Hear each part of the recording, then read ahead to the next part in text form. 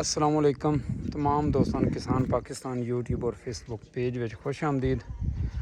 दोस्तों Chinese level company जिन्हें काफ़ी जड़ा ना कोशिश की है कि पाकिस्तान विच अपनी सारी मशीनरी ट्रैक्टरां तो लैके हारवैस्टर तक इंपोर्ट करिए, लेकिन पाकिस्तान विच हाले तक उन्होंने कोई पक्का सैटअप नहीं मिलिया।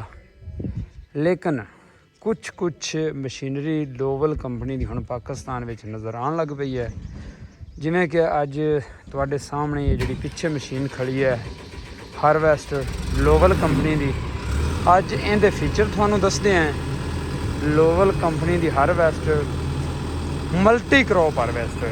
इस तो अगे जिहड़ी मशीन खड़ी है ये जनाब हैगी मक्की वाली, जिहड़ी छलियां छिल ते ट्राले दे विच पलटदी है। ते ये जिहड़ी पिछे मशीन खड़ी है जनाब ये हैगी मल्टी क्रॉप हारवैस्टर, यानी कि सारियां फसलों की कटाई करती है। इहदा रिव्यू लैसन ड्राइवर भाई को पुछांगे भी ये किहड़ी फसल कटदी है, तो थानू नंबर भी देंगे। अगर कोई दोस्त अपनी कोई भी फसल की कटाई कराना चाहता है तो जनाब कटाई करवा सकता है।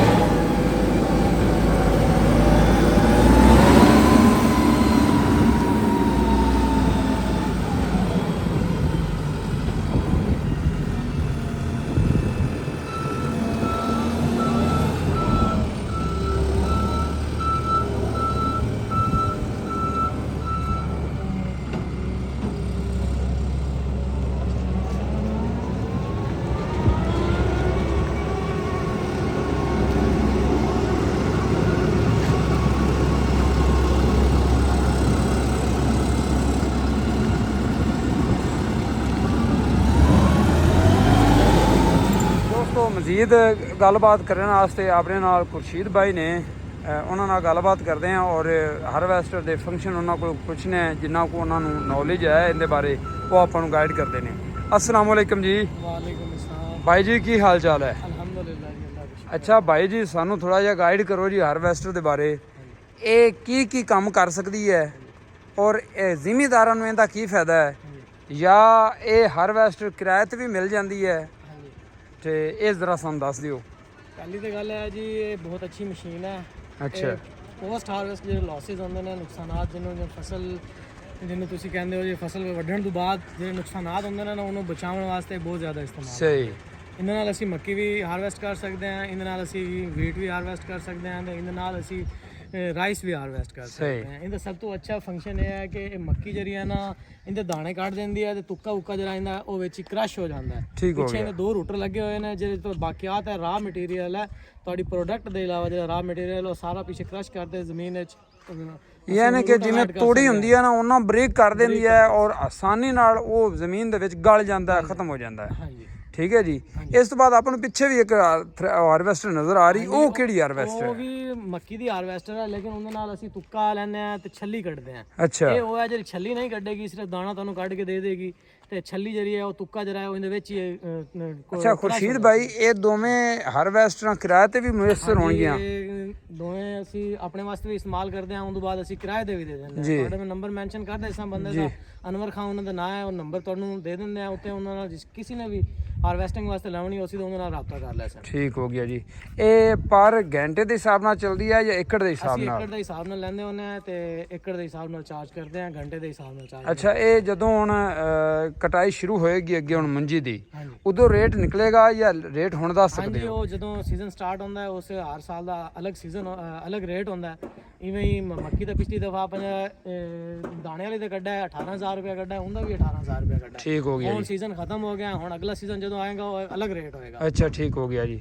ਅੱਛਾ ਖੁਰਸ਼ੀਦ ਭਾਈ, ਇਹ ਨਾ ਲੋਵਲ ਕੰਪਨੀ ਦੀ ਹੈ ਤੇ ਇਹ ਲੋਵਲ ਕੰਪਨੀ ਦੇ ਟਰੈਕਟਰ ਵੀ ਹੈਗੇ ਆ ਤੇ ਇਹਨਾਂ ਦੀ ਮਸ਼ੀਨਰੀ ਜਿਹੜੀ ਹੈ ਨਾ ਇਹਨਾਂ ਦਾ ਰਿਜ਼ਲਟ ਬਹੁਤ ਅੱਛਾ ਹੈ ਹਾਂਜੀ ਤੇ ਇਹਨਾਂ ਮਸ਼ੀਨਾਂ ਨੂੰ ਜਿੱਥੇ ਵੀ ਚਲਦਿਆਂ ਦੇਖਣ ਇਹ ਨੁਕਸਾਨ ਨਹੀਂ ਕਰਦੀਆਂ ਹੈਗੀਆਂ। ਹਾਂਜੀ ਤੇ ਬਾਕੀ ਆਪਣੀਆਂ ਜਿਹੜੀਆਂ ਪਹਿਲੇ ਹਾਰਵੈਸਟਰਾਂ ਪਾਕਿਸਤਾਨ ਦੇ ਵਿੱਚ ਚੱਲ ਰਹੀਆਂ ਨੇ ਹਾਂਜੀ ਉਹਦੇ ਨਾਲੋਂ ਇਹਦੇ ਫੰਕਸ਼ਨ ਵੀ ਬਹੁਤ ਜ਼ਿਆਦਾ ਹੈਗੇ ਆ ਹਾਂਜੀ ਔਰ ਇਹ ਜਿਹੜਾ ਬਾਕਿਆਤ ਹੈ ਨਾ ਫਸਲ ਦੀ ਉਹਨੂੰ ਜਿਹੜਾ ਕ੍ਰਸ਼ ਕਰ ਦਿੰਦੀ ਨਾ, ਇਹ ਹੋਰ ਵੀ ਅੱਛਾ ਹੋ ਗਿਆ ਹੈ। ਹਾਂਜੀ ਸਾਡਾ ਮਾਹੌਲ ਖ਼ਰਾਬ ਨਹੀਂ ਹੋਏਗਾ, ਯਾਨੀ ਕਿ ਅੱਗ ਲਾਣੇ ਆ ਮਾਹੌਲ ਖ਼ਰਾਬ ਹੁੰਦਾ ਹੈ ਔਰ ਉਸ ਤੋਂ ਬਾਅਦ ਕਈ ਕਿਸਾਨਾਂ ਦੇ ਪਰਚੇ ਵੀ ਕੱਟੇ ਜਾਂਦੇ ਨੇ ਕਿ ਤੁਸੀਂ ਬਾਕਿਆਤ ਨੂੰ ਅੱਗ ਕਿਉਂ ਲਾਈ ਹੈ, ਉਹ ਵੀ ਜ਼ਰੂਰਤ ਨਹੀਂ ਪੈਂਦੀ। ਔਰ ਬਾਕਿਆਤ ਜਿਹੜੀ ਫਸਲ ਜਿਹੜੀ ਗੁੱਲ ਹੋ ਗਈ ਜ਼ਮੀਨ ਦੇ ਵਿੱਚ ਮਿਲ ਗਈ ਨਾ, ਉਹਦਾ ਆਪਣਾ ਫਾਇਦਾ ਵੀ ਹੋਣਾ ਹੈ। ਬਿਲਕੁਲ ਇਵੇਂ ਹੀ ਹੈ ਨਾ ਜੀ। ਬਿਲਕੁਲ ਐਵੇਂ ਤੇ ਇਹਦੇ ਵੈਸੇ ਫੀਚਰ ਕੋਈ ਸਾਨੂੰ ਦੱਸ ਦਿਓ ਵੀ ਇਹ ਇੱਕ ਤਾਂ ਮੇਰਾ ਖਿਆਲ AC ਕੈਬਨ ਹੈ। ਹਾਂਜੀ AC ਕੇਬਨ ਹੈ, ਆਟੋਮੈਟਿਕ ਮਸ਼ੀਨ ਹੈ ਤੇ ਇਹਦੇ ਵਿੱਚ ਕੰਪਿਊਟਰਾਈਜ਼ ਸਿਸਟਮ ਹੈ ਆਟੋ, ਜਿਸੇ ਤੁਸੀਂ ਕਹਿ ਸਕਦੇ ਹੋ ਕਿ ਇਹਦੇ ਵਿੱਚ ਅਗਰ ਕੋਈ ਵੀ ਮਸਲਾ ਆ ਜਾਂਦਾ ਹੈ ਤਾਂ ਉੱਥੇ ਜਿਹੜਾ ਡਰਾਈਵਰ ਬੈਠਾ ਹੈ ਹਾਂ ਉੱਥੇ ਹੀ ਵੇਖ ਲੈਂਦਾ, ਆਪਸ਼ਨ ਆ ਜਾਂਦਾ ਹੈ ਕਿ ਇਹਦੇ ਵਿੱਚ ਫਲਾਂ ਜਗ੍ਹਾ ਤੁਹਾਨੂੰ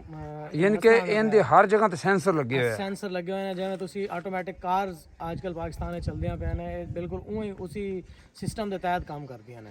ਯਾਨੀ ਕਿ ਅਗਰ ਡਰਾਈਵਰ ਇਹਨੂੰ ਚਲਾਉਣਾ ਸਿੱਖ ਲਵਣਾ ਹਾਂਜੀ ਤੇ ਪਾਕਿਸਤਾਨ ਵਾਸਤੇ ਬੜੀ ਮੁਫੀਦ ਸ਼ੈ ਹੈ ਤੇ ਜ਼ਿਮੀਂਦਾਰਾਂ ਵਾਸਤੇ ਬੜੀ ਮੁਫੀਦ ਸ਼ੈ ਹੈ। ਬਿਲਕੁਲ ਮੁਫੀਦ ਹੈ। ਸਭ ਤੋਂ ਜ਼ਿਆਦਾ ਫਾਇਦਾ ਇਹਦਾ এনवायरमेंट ਦਾ ਹੈ। ਜਦੋਂ ਪੋਲੂਸ਼ਨ ਕਾਜ਼ ਹੁੰਦਾ ਹੈ, ਪੋਲੂਸ਼ਨ ਨਹੀਂ ਕਾਜ਼ ਕਰਦੀ। ਅੱਛਾ ਇਹਦੇ ਵਿੱਚ ਬਕਾਇਦਾ ਸੈਂਸਰ ਲੱਗੇ ਹੋਏ ਨੇ ਤੇ ਇਹਦੇ ਵਿੱਚ ਫਿਲਟਰ ਲੱਗੇ ਹੋਏ ਨੇ। ਜਿਹੜਾ ਇਹਦਾ ਧੂਆਂ ਵੀ ਹੈ ਨਾ, ਉਹ ਵੀ ਬਾਹਰ ਜਿਵੇਂ ਸਾਡੇ ਆਮ ਗੱਡੀਆਂ ਦਾ ਧੂਆਂ ਪੋਲੂਸ਼ਨ ਕਾਜ਼ ਕਰਦਾ ਹੈ, ਉਹ ਵੀ ਕਾਜ਼ ਨਹੀਂ ਕਰਦਾ। ਕੀ ਬਾਤ ਹੈ ਜੀ।